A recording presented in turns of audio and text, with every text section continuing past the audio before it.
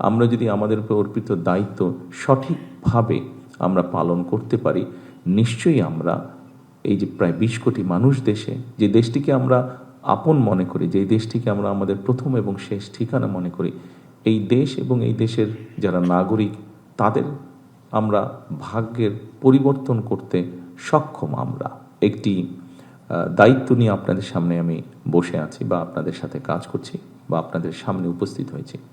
কিন্তু তার আগে একটি পরিচয় আছে, আমি একজন রাজনৈতিক কর্মী এবং একটি রাজনৈতিক দলের আমি প্রতিনিধিত্ব করি।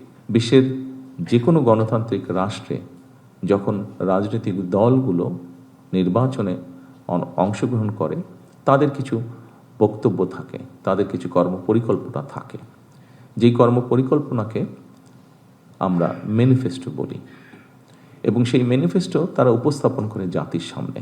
এবং যখন একটি গণতান্ত্রিক ব্যবস্থার মাধ্যমে একটি রাজনৈতিক দল নির্বাচিত হয়, খুব স্বাভাবিকভাবেই আমাদেরকে ধরে নিতে হয় যে যে ম্যানিফেস্টো তারা জাতির সামনে উপস্থাপন করেছিল, সেই ম্যানিফেস্টোর পক্ষে বাংলাদেশের মানুষ রায় প্রদান করেছে, এবং সেজন্য সেই দলটি নির্বাচনে জয়লাভ করেছে।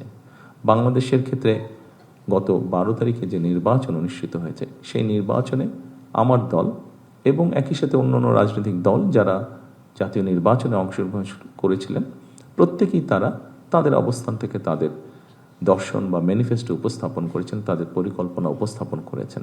বাংলাদেশের মানুষ বাংলাদেশ জাতীয়তাবাদী দলের ম্যানিফেস্টোকে সমর্থন দিয়েছে বা সেটির পক্ষে রায় দিয়েছে। এবং রাজনৈতিক দল হিসাবে আমরা যে ম্যানিফেস্টো জনগণের সামনে উপস্থাপন করেছি, সেই ম্যানিফেস্টো স্বাভাবিকভাবে আমরা বাস্তবায়ন করব। এবং একই সাথে পৃথিবীর যে কোনো গণতান্ত্রিক রাষ্ট্রে যখন একটি রাজনৈতিক দল যারা জয়লাভ করে, সরকার গঠন করে, তারা তাদের ম্যানিফেস্টো বাস্তবায়ন করে। তবে এই ম্যানিফেস্টোকে যদি আমাদের বাস্তবায়ন করতে হয়, খুব স্বাভাবিকভাবে আপনারা যারা প্রজাতন্ত্রের যারা কর্মকর্তা এবং কর্মচারীবৃন্দ, অবশ্যই আপনাদের সহযোগিতা প্রয়োজন। উপস্থিতিবৃন্দ, আমরা যে ম্যানিফেস্টো দিয়েছি, অবশ্যই আমার ধারণা আপনারা কম বেশি সকলেই সেই ম্যানিফেস্টো দেখেছেন। সেই ম্যানিফেস্টোতে অনেক বিষয়ের মধ্যে আমরা উল্লেখ করেছি কি আমরা করতে চাই বাংলাদেশের মানুষের স্বাস্থ্য ব্যবস্থা নিয়ে। সেই ম্যানিফেস্টোর মধ্যে আমরা উল্লেখ করেছি এই দেশের সন্তানদের শিক্ষা ব্যবস্থাকে আমরা কিভাবে গড়ে তুলতে চাই। সেই ম্যানিফেস্টোর মধ্যে আমরা উল্লেখ করেছি এই দেশের সন্তান সহ এই দেশের মানুষের, তরুণ সমাজের ক্রীড়া ব্যবস্থা আমরা কিভাবে গড়ে তুলতে চাই।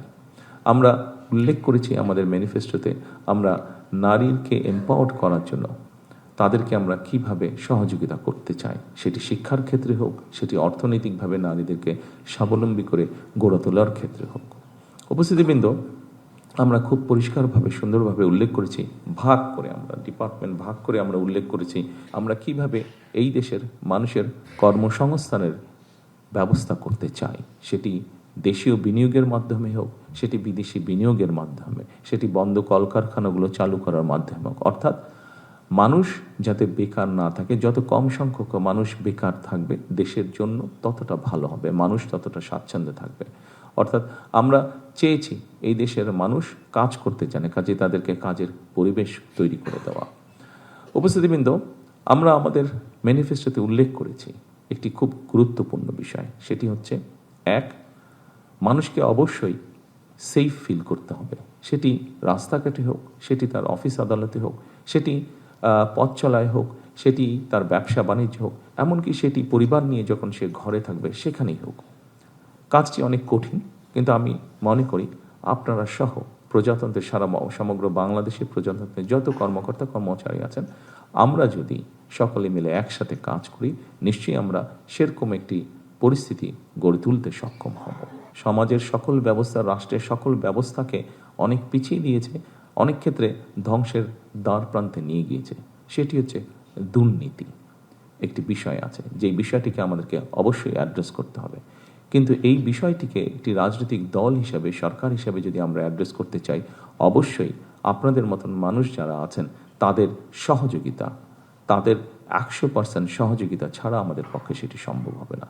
এবং আমি আমার রাজনৈতিক সরকারের পক্ষ থেকে আমি দৃঢ়ভাবে বিশ্বাস করতে চাই, এখানে উপস্থিত যে সকল প্রজাতন্ত্রের কর্মকর্তা কর্মচারীবৃন্দ আছেন, আপনাদের পূর্ণ সহযোগিতা আমরা ইনশাল্লাহ পাবো, এটি আমরা দৃঢ়ভাবে বিশ্বাস করি।